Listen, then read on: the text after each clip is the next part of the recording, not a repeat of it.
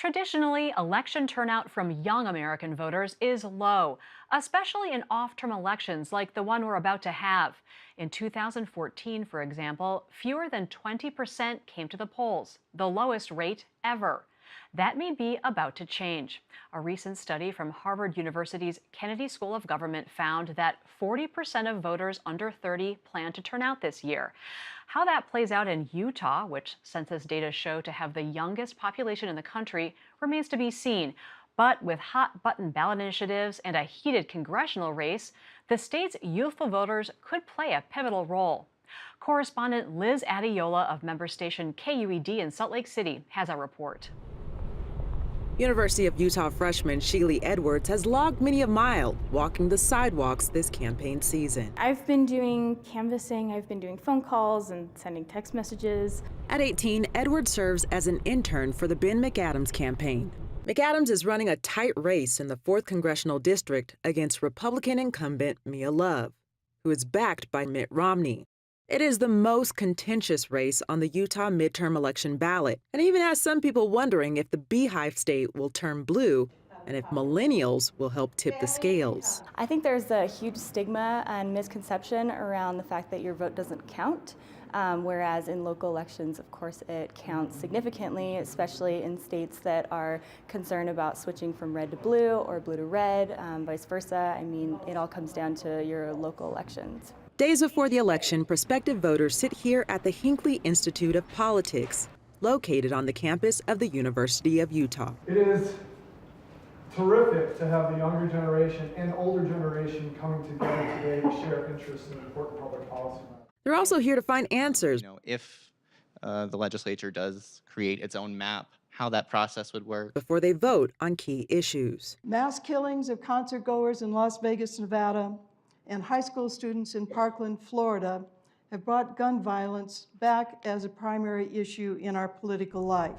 Edwards says her political life was just beginning last spring when tragedy struck at Parkland. She lived in Maryland at the time and was drawn to march with thousands of student activists in the March for Our Lives rally in D.C. I asked her if there's still momentum in the movement. I hope that that energy will then translate to them voting. I know a lot of them already have.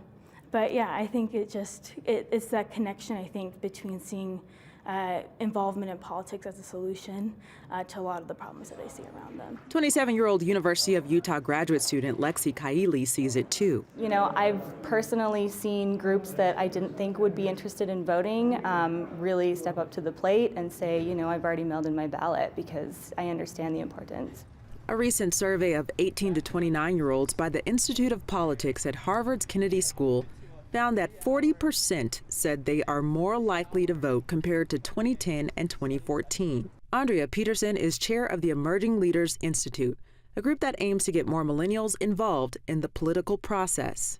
We are hoping to be shockingly surprised and that we'll see a big influx of people actually going to the ballot box and showing we have a voice, we have an opinion, and we can express it. I don't think there's any question that concern or enthusiasm, depending upon your own personal philosophy about what's going on in Washington, particularly presidential politics, is a very big motivator. There are other issues on Utah's ballot that have stirred young voters to action.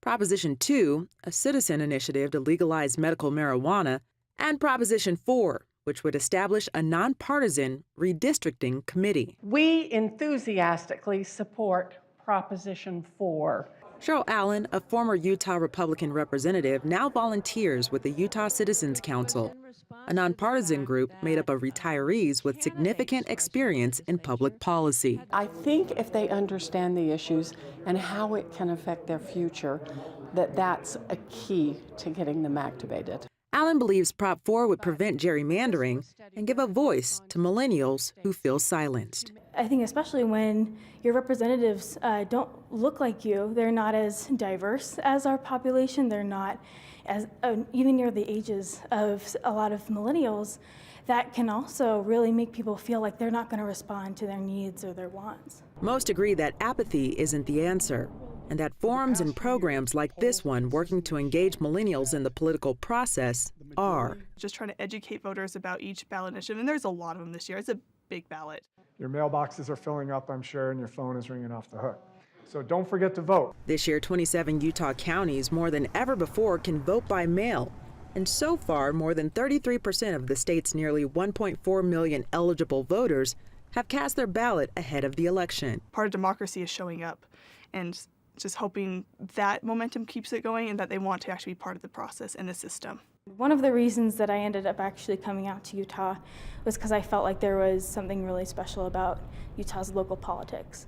And people just really want to do the right thing by others. And they want to be able to improve the lives of other people. They want to be able to have that positive impact. And I think that really made me excited to become involved in Utah politics.